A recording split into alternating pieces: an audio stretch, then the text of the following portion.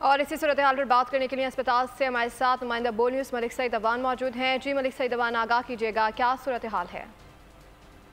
जी बिल्कुल, आज रावलपिंडी से पलंदरी जाने वाली बस को बहुत बड़ा हादसा आया। यह हादसा जो है आज़ाद पतन के मकाम पर पेश आया, जहाँ बस में मौजूद तमाम जो मुसाफिर थे उनके जाँ बाग होने की इतला है। हम इस वक्त मौजूद हैं THQ अस्पताल कोटा में।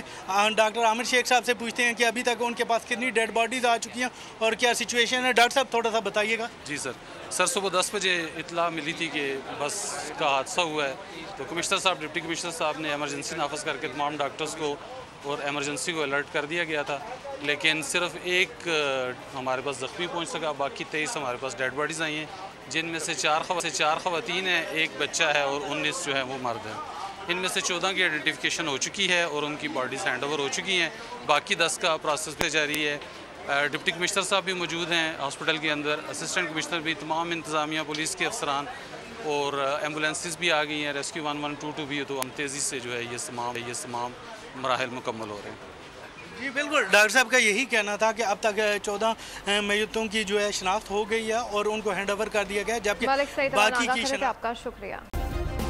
सब्सक्राइब करें और बेल दबाएं ताकि कोई खबर रह न जाए।